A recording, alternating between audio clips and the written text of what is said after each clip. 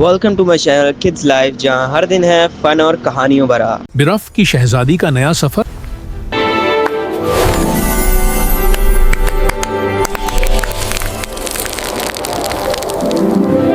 क्या लगा खेलना है?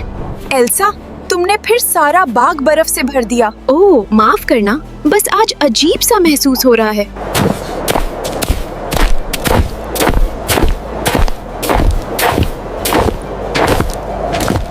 स्वेन, ये बर्फ नॉर्मल नहीं लग रहा। ये तो गर्मियों का मौसम है। हाँ, मुझे भी लगता है हमें एल्सा से बात करनी चाहिए। एल्सा, क्रिस्टोफ के पास अजीब खबर है। पहाड़ों से बर्फनी तूफान नीचे आ रहा है। और मुझे पता है ये तुमने नहीं किया। मुझे लगता है ये कोई बर्फानी पारी है। ओलफ, ये मजाक का वक्त नहीं है। मैं मजाक नहीं कर रहा। देखो, बर्फ कुछ लिख रही है। ये किसी की दावत है और मुझे महसूस हो रहा है वो मेरे जैसी है। मुझे लगता है ये कोई बर्फानी पारी है। ओलफ, एल्सा, एक जमी हुई झील के किनारे तुम अकेली पानी नहीं पर हो। बर्फ का फूल बनता है।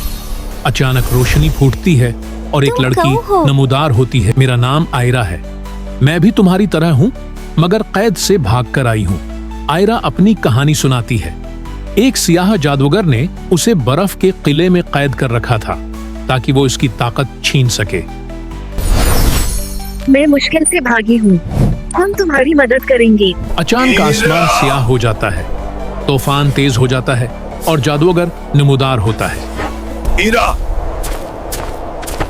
तुम मुझसे बच नहीं सकती। जब तक मैं जिंदा हूँ तुम इसे हाथ नहीं लगा सकते।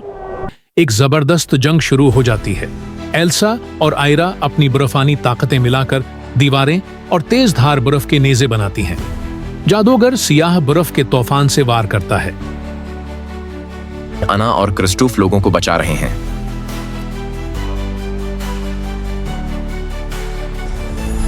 तुम्हारे लिए बर्फ सिर्फ ताकत है, हमारे लिए ये जिंदगी है आखिरकार।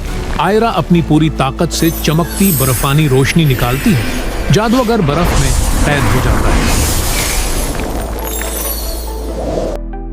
आसमान साफ हो जाता है।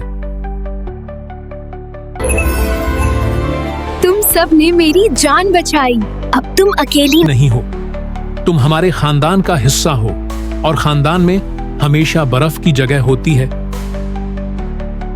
अगर कहानी पसंद आई हो तो लाइक एंड सब्सक्राइब करना मत भूलिएगा। शुक्रिया।